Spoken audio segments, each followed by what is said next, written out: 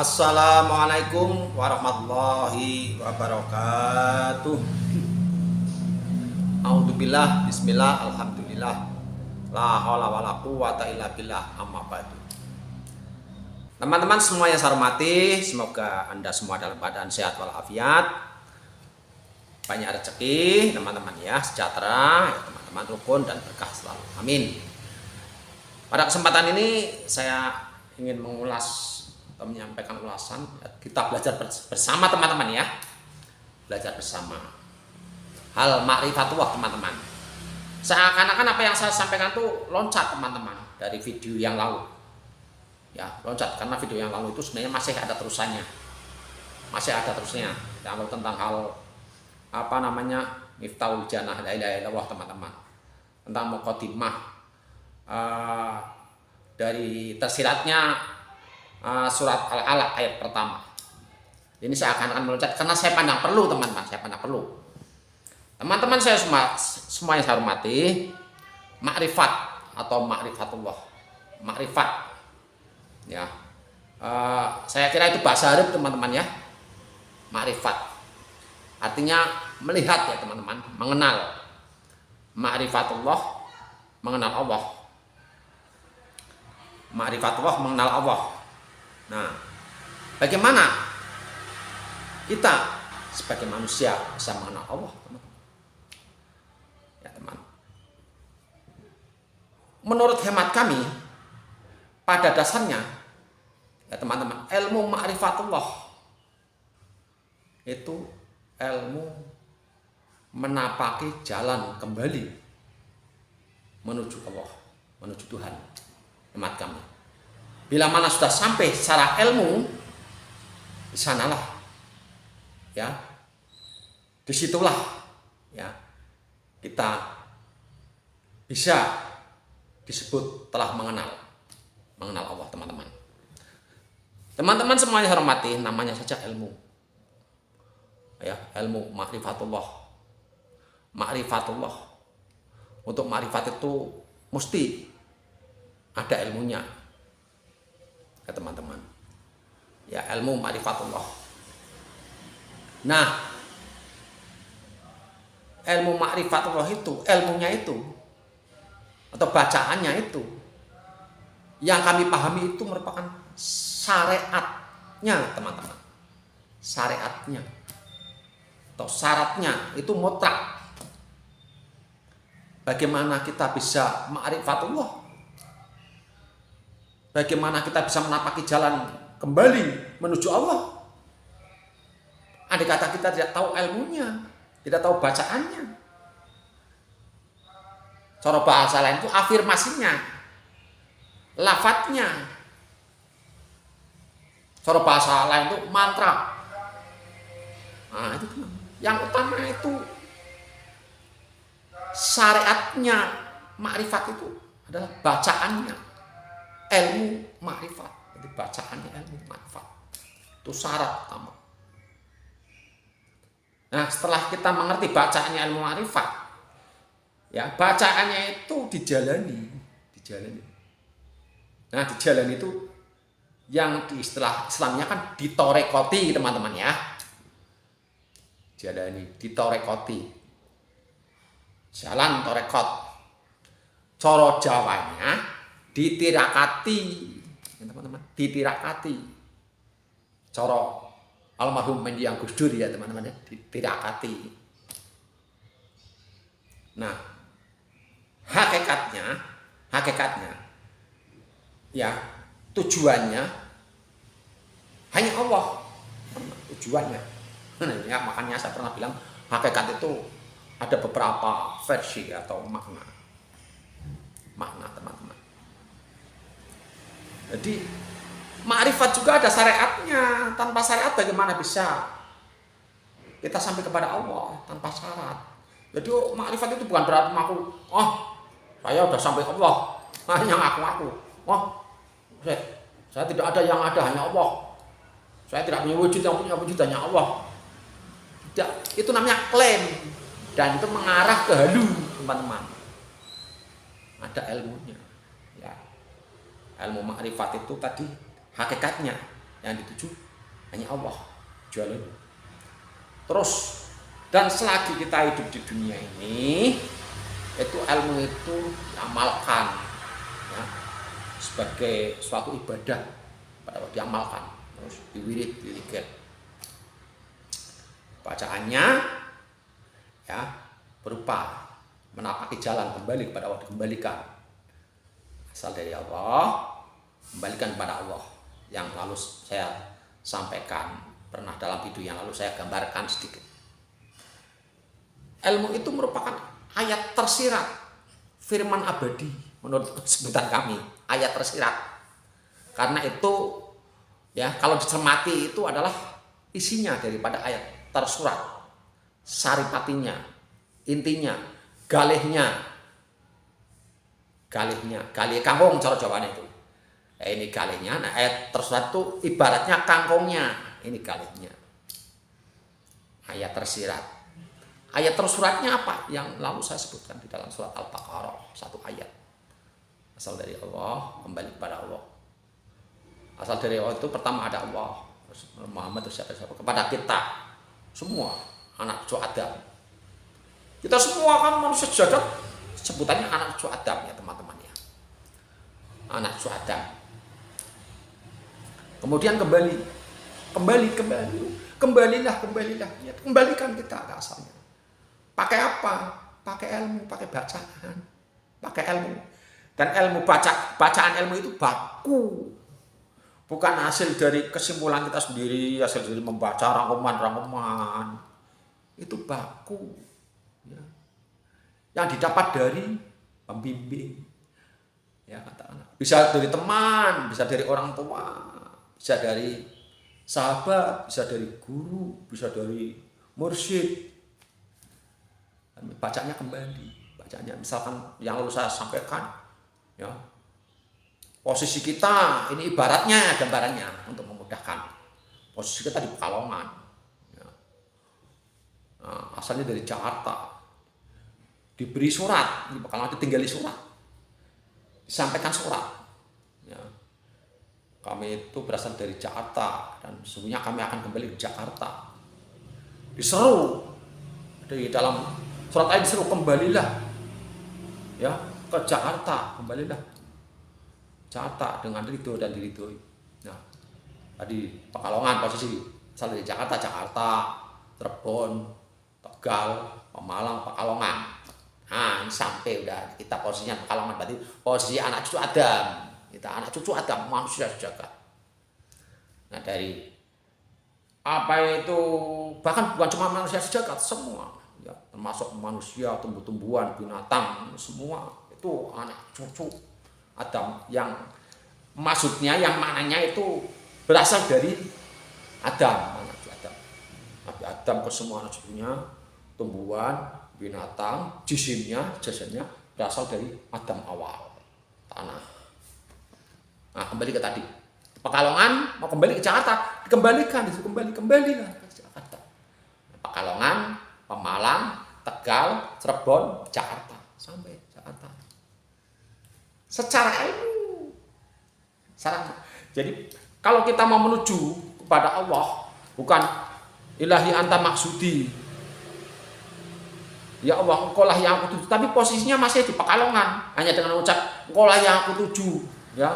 Apa itu lagi, dengan ridhomu, mengharap ridhomu, tapi posisinya masih di Pekalongan, ucapannya juga gitu, hanya ya tetap saja ya, hanya ikrar itu tadi, kalimat ikrar, ya Allah hanya engkaulah yang aku tuju, itu ikrar, tapi tidak pelaksanaannya, tidak secara apa itu peta, secara rute juga tidak dijalani. Kalau memang ya Allah engkaulah yang aku tuju, dan Allah itu posisinya di mana? Di Jakarta. Ya berarti kita harus menapaki jalan sampai kepada Allah. Posisi Pekalongan, Pemalang, Tegal, Cirebon, Jakarta. Untuk sampai Jakarta melewati Cirebon. Tidak bisa sampai ke Jakarta kalau tidak lewat Cirebon. Itu ibaratnya teman-teman. Tidak bisa sampai ke Muhammad, tidak bisa sampai kepada Allah kalau tidak melalui Muhammad. Makanya ada istilah tidak sempurna makrifat seseorang kalau tidak melalui Muhammad. Ya, ciptaan Allah, ciptaan segala sesuatu dari Muhammad. Muhammad cipta Allah dari nur zatnya. Makanya ya, segala-galanya daripada engkau Muhammad dan engkau daripada aku. Jadi saya pernah dengar gitu, segala-galanya daripada engkau Muhammad dan engkau daripada aku, kata Allah. Ya, ini Muhammad awal, Nur Muhammad, Muhammad Abul Arwah. Ya teman-teman. Nah, makanya apa? Tidak diciptakan dunia dan seisinya kalau bukan karena engkau Muhammad. Ya, dari Muhammad ciptakan. Nah, nanti petunjuk-petunjuk yang membawa petunjuk, yang menyampaikan petunjuk, yang membawa peringatan itu kajian Nabi Muhammad.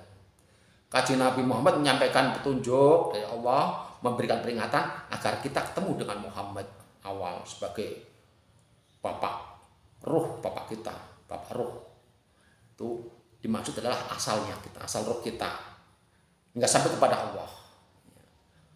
Itu segala-galanya daripada engkau Muhammad dan engkau daripada aku. Jadi kalau cuma klaim-klaim, ngaku-ngaku, ya tidak perlu mencari ilmu, tidak susah, tidak perlu susah-susah. Kanjeng Sunan Kalijaga bersimpuh, merengek-rengek minta diangkat muridnya kepada Kanjeng Sunan Bonang, nggak perlu. Kalau hanya cuma ngaku. Ghazali itu, Imam Bukhari, Imam Ghazali itu, ya banyak yang mengklaim menjalani jalan menuju Allah, tapi sesungguhnya sangat sedikit yang menjadi jalan itu. Dan jalan menuju kepada Allah itu karena apa? Hidayah, karunia itu, Mbak. Ya, itu kalau saya nggak hafal, nggak di luar kepala tentang ayat-ayat hadis-hadis teman-teman. Jadi ada syariatnya. Yang bilang makrifat tidak ada syariatnya, ya monggo, tapi jangan mencela ya orang yang menjalani ilmu makrifat dengan menggunakan syariat. Mungkin pemahamannya tidak atau berbeda mungkin. Jadi syariat itu syarat ilmu yang dijalani.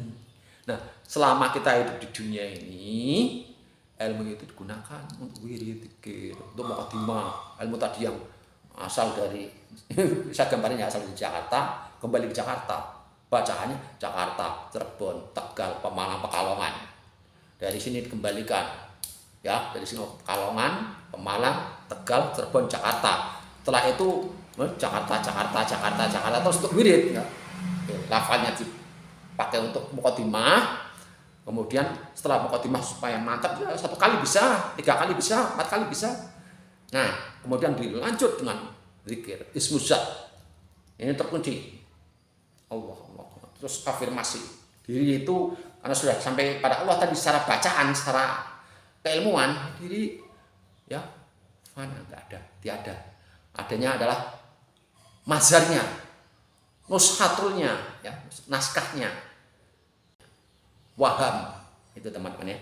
Itu dijalani terus. Nah, pada saatnya teman-teman, pada saatnya kita akan ditunjukkan juzbah dari amalan itu yang laisa kamitslihi syai'un. Itu rahasia itu teman-teman ya. Nah, ada lagi ya, kalau sudah makrifat berarti inilah Allah alam semesta dan isinya. Ini bukan Allah alam semesta, makhluk ya. Allah itu kekal, bako, sangat alam semesta mengalami kehancuran, kebinasaan. Ya, tapi ini adalah naskah. Ya, naskah Tuhan, ya, ciptaan Tuhan. Ya. Pancarannya. Ini mohon maaf kalau beda pengetahuan, saya mengajak belajar bersama ya. Saya tidak merasa paling benar, saya tidak merasa paling pintar, saya belajar, minta dikoreksi teman-teman. Oleh karena itu yang lalu pernah saya sampaikan bahwa belajar ilmu tanpa guru sesat ya teman-teman. Belajar ilmu tanpa guru sesat. Salah guru bisa sesat ya. Ya, salah guru ngasih ilmu begini. Ternyata setelah dijalankan waktu lamanya, sekian lamanya, ternyata ilmu itu bukan membuat kita semakin cerah, bukan membuat kita semakin berakhlakul karimah, bukan membuat kita semakin suhud, bukan membuat kita semakin tawakal kepada Allah, tapi membangun ego, merasa diri paling hebat, paling pintar, paling benar. Ya, yang lain dianggap sepele, ya, yang lain dianggap jauh dari Allah, ya, hanya dirinya aja seakan-akan di surga. Egonya, terus begitu dengkinya main, iri, dengkinya main, ya, tidak punya sifat legowo, tidak mau menerima kenyataan apa kemajuan pada orang lain, ya.